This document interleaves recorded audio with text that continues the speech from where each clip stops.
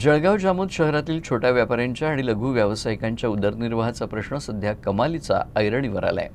जळगाव जामोद नगर परिषद प्रशासनानं अतिक्रमणधारकांना दिलेल्या नोटिशीवर पावसाळा संपेपर्यंत तात्पुरती स्थगिती द्यावी अशी मागणी स्थानिक लघु उद्योजकांनी केली आहे। या संदर्भात नगरपालिका प्रशासनाला निवेदन सादर करण्यात आलं आहे। जळगाव जामोद नगरपालिका प्रशासनामार्फत 12 मे 2026 रोजी शहरातील अतिक्रमणधारकांना जागा खाली करण्याबाबत नोटिसा बजावण्यात आल्या होत्या।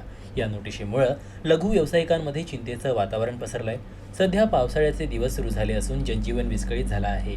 अशा प्रतिकूल परिस्थितीत अचानक व्यवसाय उचलावा लागत असल्यानं नवीन जागा शोधणे आणि मजुरांची उपलब्धता करणे अत्यंत कठीण जात असल्याचं व्यावसायिकांचं म्हणणं आहे।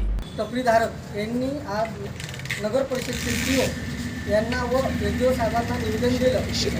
तहसीलदार यांना पण निवेदन दिलं की आमच्या ज्या मागण्या आहेत, आमच्या मागण्या फक्त एवढ्याच आहेत की पावसाळा होईपर्यंत आमची कोणतीही टपरीधारक उठवू नये व तसेच साहेबांना आम्हाला त्या गोष्टीवर आम्ही त्या विषयावर चर्चा पण केली आणि त्यानं आम्हाला तेवढं आश्वासन दिलं की तुम्ही अजूनही समोर कुठे बोलून पहा किंवा हे करा असे आमचे मुद्दे होते। तरी आम्ही एसडीओ साहेब तसेच तहसीलदार साहेब आणि सीओ साहेब यांना आम्ही विनंती केली आणि ते विनंती करून त्याला प्रत पण दिली, त्याच्या ओशा पण घेतल्या की आता सध्या हा काळ पावसाळ्याचा आहे। पावसामध्ये सगळं काढणे त्याच्यानंतर ते नेणे किंवा उचलणे ते काढणं शक्य नाही।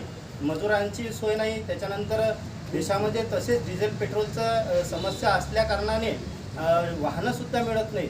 तर या सर्व अधिकारी महोदयांना आमची विनंती आहे की आमचं अतिक्रमण जे काढण्याचा जो विषय आहे तो तुर्तास पावसाळा संपेपर्यंत थांबवण्यात यावा।